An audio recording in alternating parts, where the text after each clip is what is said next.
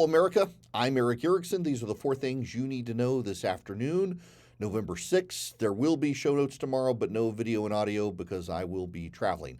Assuming, related to our first story, I can get out of town. 40 airports must reduce flight capacity by 10%, with 4% per day starting tomorrow. It'll be 4% cuts on Friday, 4% cuts on Saturday, and 2% cuts on Sunday to make it happen.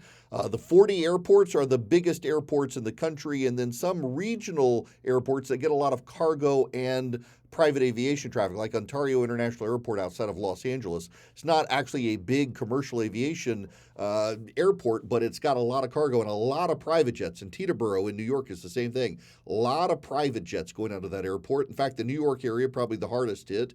Teterboro, New York, LaGuardia, JFK, Newark, all causing reduced flight. They are already having massive delays there because of lack of air traffic controllers. The Los Angeles area and San Francisco as well. Atlanta, Georgia, the world's busiest airport, told to reduce flight capacity by 10%. Chicago, Seattle, Tacoma, Honolulu, lots of airports in Florida, all the major airports in Texas as well, in Houston and Dallas, told to cut flights. Why?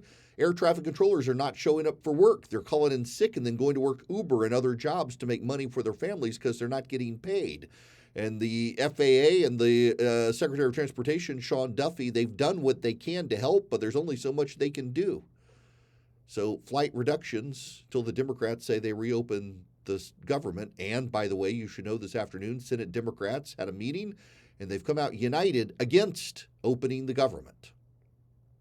Ford is considering scrapping its electric F-150. It was largely bullied into doing this by environmentalist shareholders and the Biden administration. It developed the F-150, and they considered it essentially a smartphone that could not only power your house, but get you from where you wanted to go, till Ford's CEO decided to drive one from San Francisco to Las Vegas and realized how few charging options there were along the way and the difficulties you run into and the impracticality of electric vehicles on road trips like that.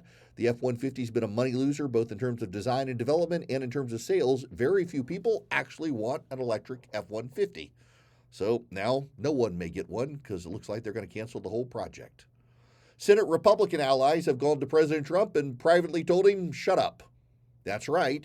Senate Republicans who are fans and allies of Donald Trump, they've gone to the White House and told him, stop talking about the filibuster, please. There aren't the votes to get rid of it on the Democratic side or the Republican side. It's not going to happen. Senate Republicans, very upset. They say President Trump, by targeting them with the filibuster, gave Democrats an excuse to keep the government shut down. Republicans thought they were going to get a deal with the Democrats until the president turned on his own side and attacked them over the filibuster, and that gave Democrats an excuse to sit back and watch the carnage. Now Democrats doubling down, saying they're not going to reopen the government, that the Republicans should, well, get rid of the filibuster, just like Donald Trump said.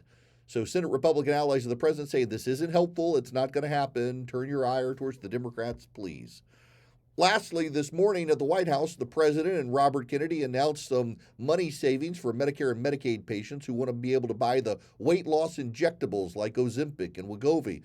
They'll be able to get prices from over $1,000 down to about $149 a month. Those injectables actually do have a lot of side benefits in addition to the weight loss, helping with heart disease and other problems. So you actually may be able to help patients on Medicare and Medicaid with other health problems just by helping them lose weight more easily with the injectables. It's not a bad deal. Of course, the pharmaceutical company stock didn't go along with it very well on Wall Street today, but that's okay. They're making enough money in other areas. I'm Eric Erickson. These are the 4 things you need to know this afternoon. Thanks for being with me. Please stay informed, stay engaged, and please, above all else, keep the faith.